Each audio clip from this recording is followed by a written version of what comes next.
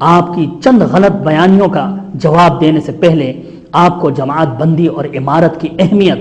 اور ہر دور میں امیر کا ہونا کتنا ضروری ہے اس پر جو حدیثیں ہیں ان میں سے چند احادیث آپ کو دکھا دیتا ہوں،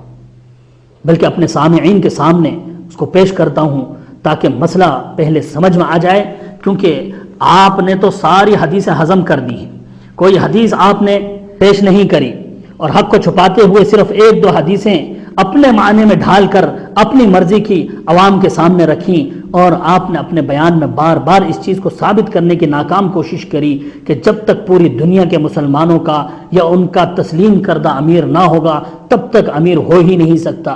ہمارا دور بغیر امیر کا دور ہے، لہٰذا یہ تمام احادیث جن سے امیر بنانا ضروری ثابت ہوتا ہے سب ناقابل عمل ہیں۔ انتظار کرو، جب کبھی کوئی امیر خود بخود پوری دنیا کا وجود میں آئے گا تبھی ان احادیث پر عمل ہوگا،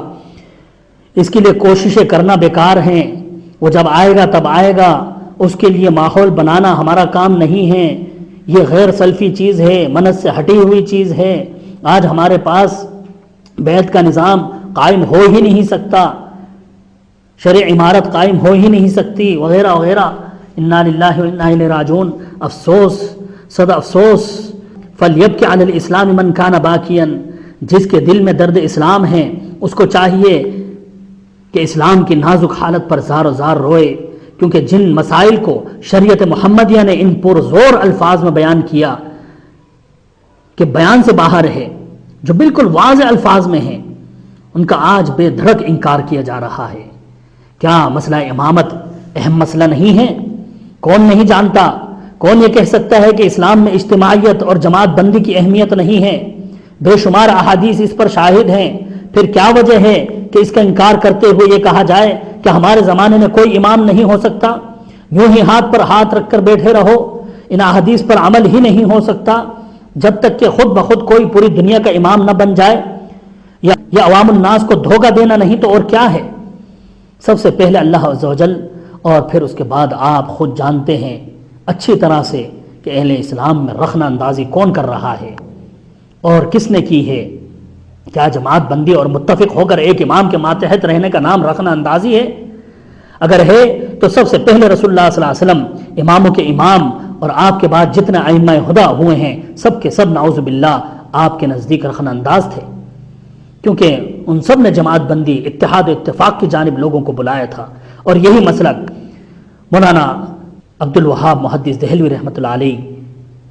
امام جماعت غرباء اہل حدیث کا تھا۔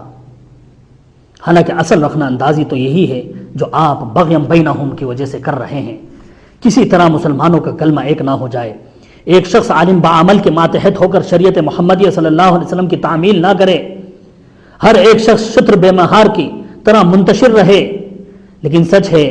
کہ المرء یقیس علی نفسہ، جیسے انسان خود ہوا کرتا ہے ویسے ہی دوسروں کو بھی سمجھتا ہے، جیسے خود رخنہ انداز ہیں ویسے ہی حق والوں کو آپ تصور کرتے ہیں۔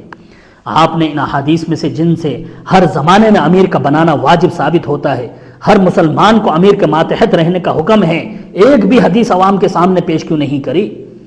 جس میں جماعت بندی اور امیر کے ماتحتی میں زندگی گزارنے کی اہمیت بلکہ حکم نبوی ہے؟ آپ نے تو چونکہ ضد اور حسد کی عینک لگا رکھی ہے، اس لیے آپ کو ان حدیثوں کے دکھانے کا کوئی فائدہ بھی شاید نہ ہو۔ ہاں، عوام الناس کو جن کو حق چھپاتے ہوئے آپ دھوکہ دے رہے ہیں ان کو یہ حدیثیں دکھانا ضروری سمجھتا ہوں۔